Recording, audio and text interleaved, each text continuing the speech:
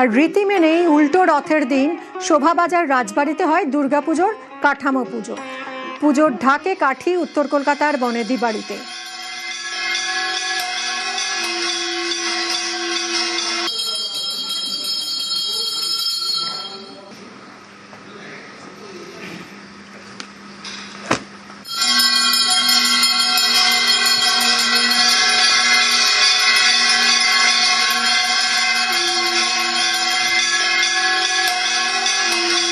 রথ আমরা জানি, রথের পর থেকেই বিভিন্ন জায়গায় পুজোর যে প্রাথমিক প্রস্তুতি খুঁটি পুজো তা শুরু হয়। ঠিক তেমনই বনেদি পুজো বললেই শহর কলকাতায় যে নামগুলো সবার আগে মনে আসে তার মধ্যে শোভাবাজার রাজবাড়ি অন্যতম। আর সেই শোভাবাজার রাজবাড়িতেও কাঠামো পুজো আজকে উল্টো রথের দিন অনুষ্ঠিত হলো।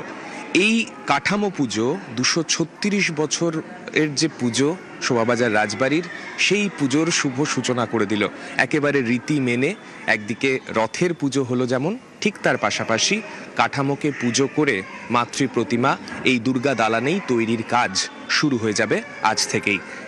মা দুর্গার আবাহন এই বাড়িতে প্রত্যেকটা রীতিনীতি মেনে, নির্ঘণ্ট মেনে পালন করা হয়। আর সেই সমস্ত কিছুই আজকে থেকেই একেবারে আনুষ্ঠানিকভাবে শুভ সূচনা হয়ে যাচ্ছে শোভাবাজার রাজবাড়িতে। এই দিনটাকে মাথায় রেখে এরপর দুর্গাপুজো পর্যন্ত প্রস্তুতি চলবে। দুর্গাপুজোর সময় অনেক মানুষের ঢল নামে এই বনেদি বাড়িতে। এখানে অনেকেই দেখতে আসেন দীর্ঘদিনের ঐতিহ্যবাহী মাতৃ প্রতিমাকে। আর সেই ঐতিহ্যবাহী প্রতিমার যে মূর্তি তৈরি তা আজ থেকেই শুরু হলো। ক্যামেরায় মনোজ কুমারের সঙ্গে সান্নিক ঘোষ, নিউজ 18 বাংলা, কলকাতা।